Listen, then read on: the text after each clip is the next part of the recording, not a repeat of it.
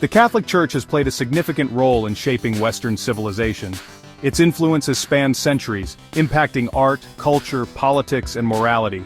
However, within this vast and intricate history lies a dark chapter: the Church's involvement in the transatlantic slave trade.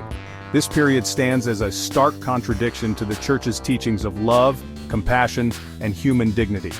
It is a period that demands acknowledgement, understanding, and ultimately, atonement. This essay delves into the Church's deeply troubling role in the slave trade, exploring its participation, its delayed condemnation, and the imperative for reconciliation.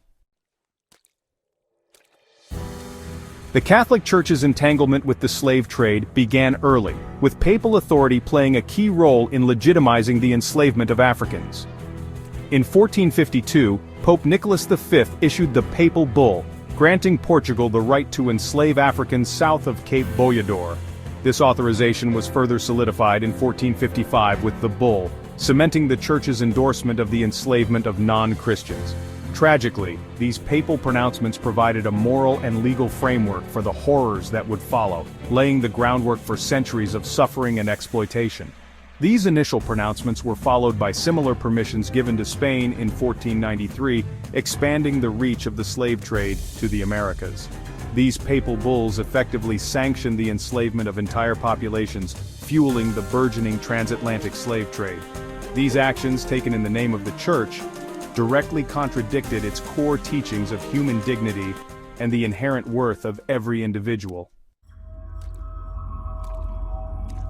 The Church's involvement in the slave trade went beyond mere endorsement. It extended to direct participation and profit. Historical records reveal that the Church itself owned and exploited enslaved Africans. Enslaved people were given as gifts to the Church, shipped from Africa to Rome and forced into servitude. Within the Church's hierarchy, officials baptized enslaved people and then utilized their forced labor to generate wealth, directly benefiting from their exploitation. Among the various religious orders within the Church, the Society of Jesus, or Jesuits, stands out for its significant involvement in the slave trade. The Jesuits, renowned for their missionary work and educational institutions, were also deeply entrenched in the slave economy. They owned and operated plantations, primarily cultivating sugar and tobacco, where enslaved Africans were subjected to brutal conditions and forced labor. The Jesuits' ownership of enslaved people, estimated to be around 20,000 individuals, fueled their economic activities and expansion.